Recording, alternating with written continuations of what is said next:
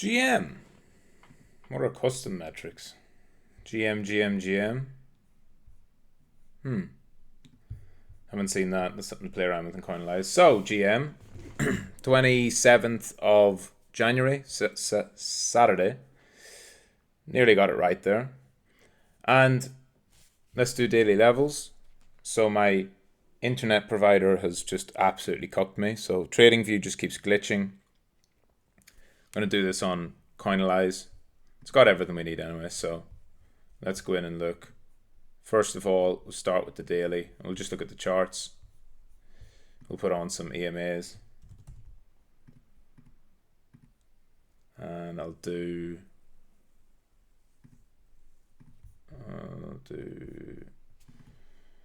the 12, 21,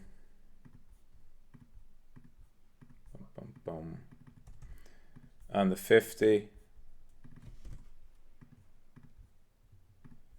and 100, 100.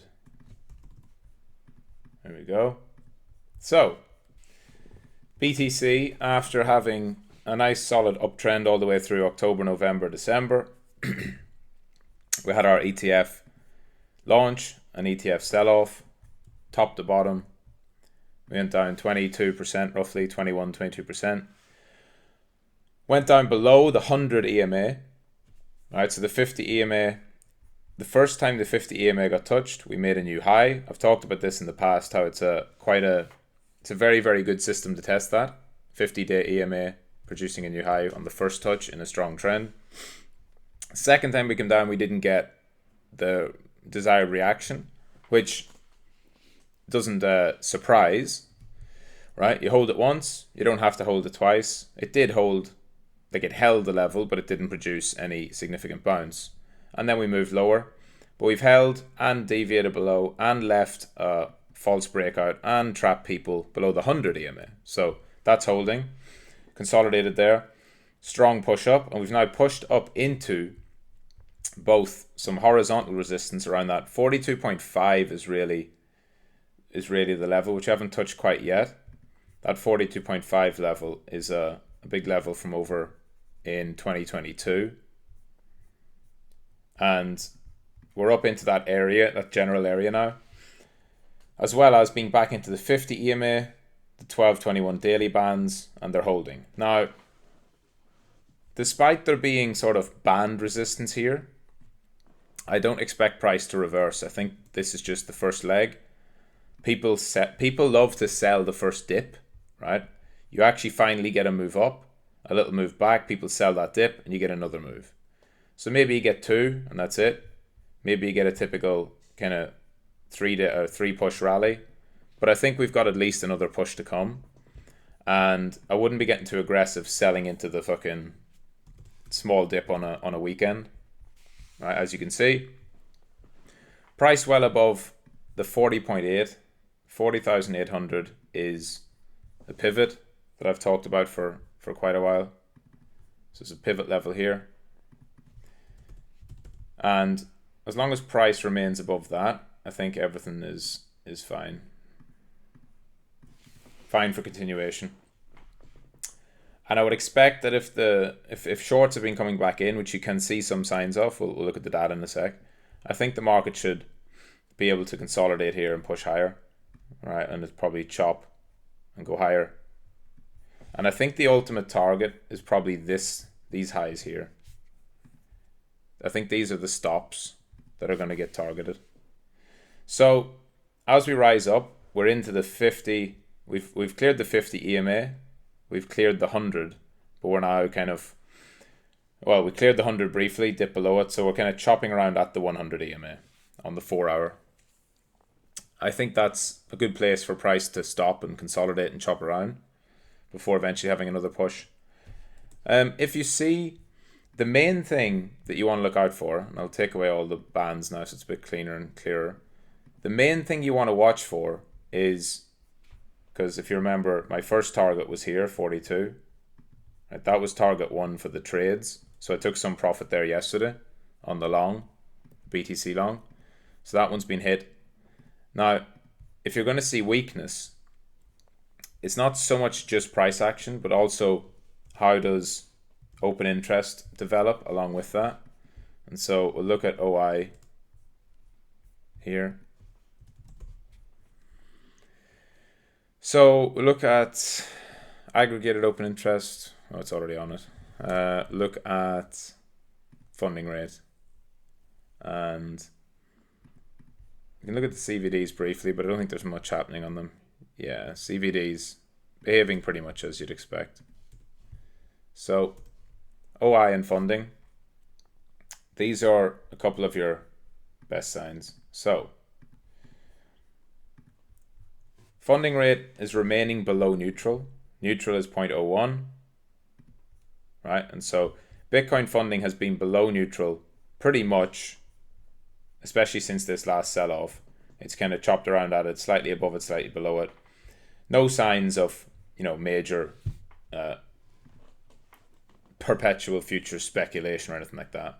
And what's really good here is you're seeing declining OI as price declines. What you don't want to see, that's fine. That's just some positions closing, right? Positions open on the way up, positions closing on the way down. That's normal.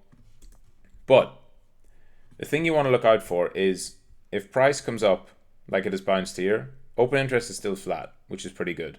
What you don't want to see is price going sideways like this and open interest rising. Right? If open interest starts to make new highs while price isn't, that's a bad sign for bulls.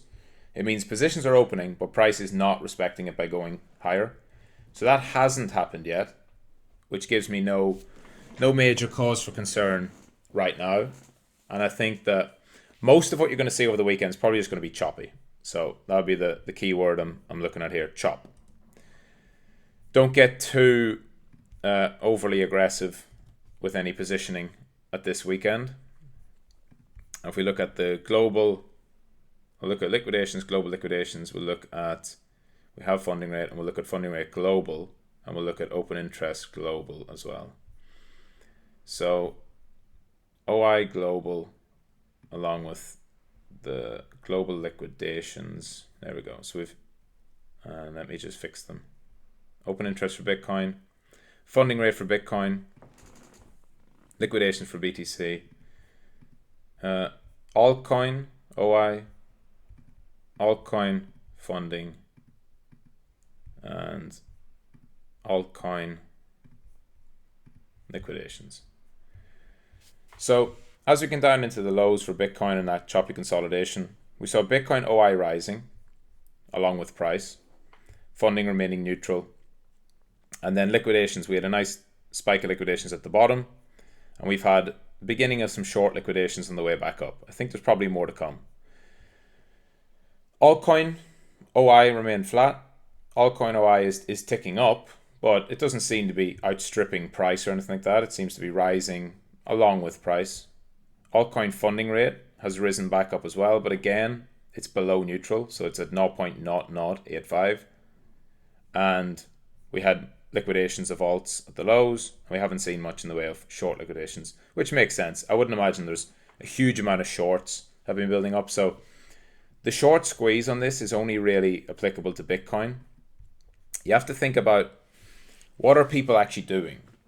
There's two different types of bottom that can form. And on this low here, right, it was heavy Bitcoin selling.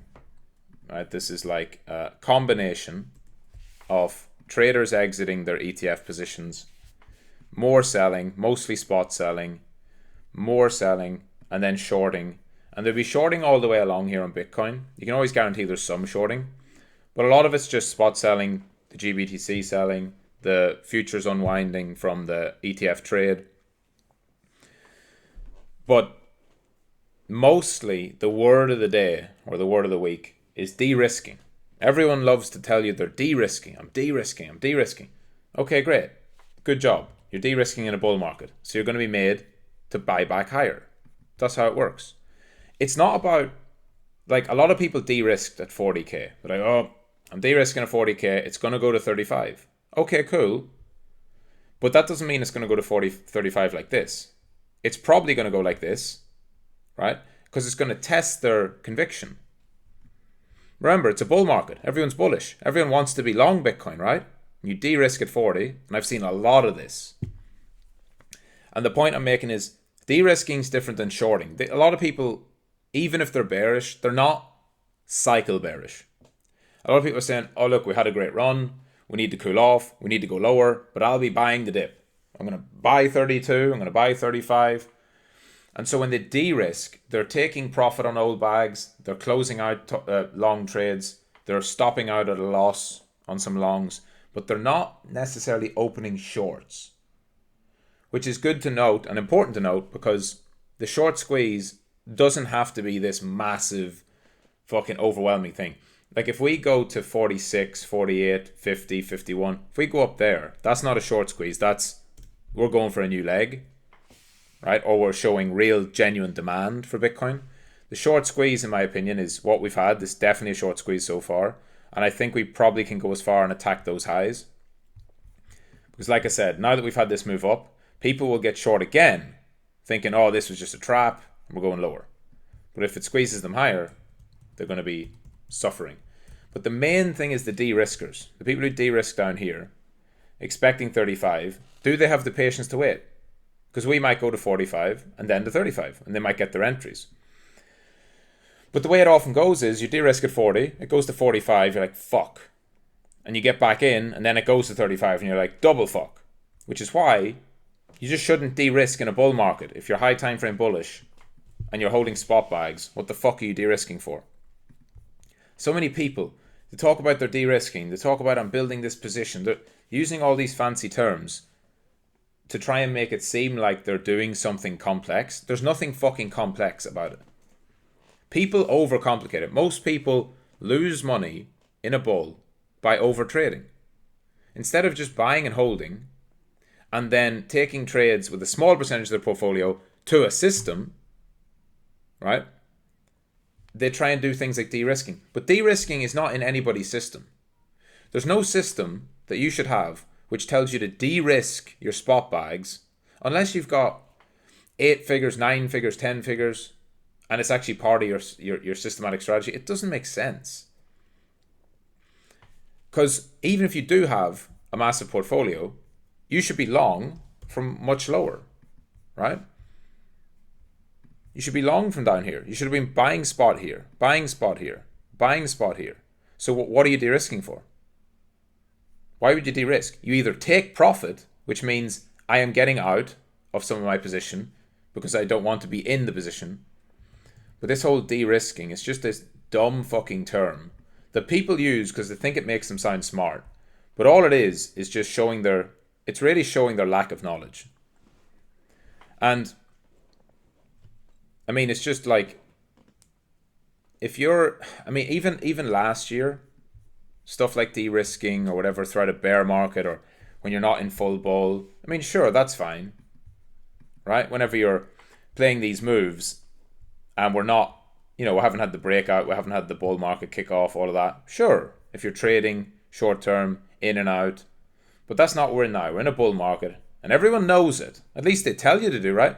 It's like all these people, and I'm tracking them, I have them noted down online, like all these people on Twitter, they're like, they were long every dip. They were long every dip. And apparently they knew the top was here. Apparently they knew it would be sell the news. They're all telling you, oh, I told you it'd be sell the news. And yet they're de-risking at 40. And now it's bouncing back up and they're kind of like trying to scramble and revise their, well, yeah, there's going to be a bounce, but the bounce will just be to 43 and then it'll go lower. And so, like, I don't know what's going to happen. I do know that on the 29th, Google's laws change to allow the ETF issuers and basically anyone who's selling Bitcoin-based products to advertise across Google, which is the biggest advertising platform in the world. So if you don't think that the ETF issuers are going to have some fucking ad dollars earmarked for that, right? And then you've got a new month coming up, February. We've been through January, right? And we've got past the January OPEX, the options expiry, and we're still above 40k. Like, for all the little dip we had, and we went down as low as 38.6, but we got a really nice reversal on that Tuesday, which I talked about.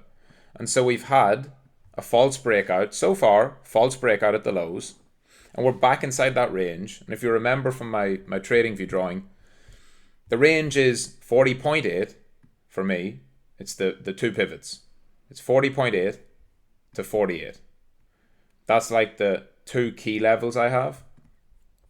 And then you can extend that out to be just 40 to 49, right? So you got 40. I actually had 39 to 49 was the correct one, actually, because there was an old point of control from a while back, POC from 2021. But there you have 39 to 49 as a range. The vast majority should take place within between the two white lines. Right, that's where the real trading is.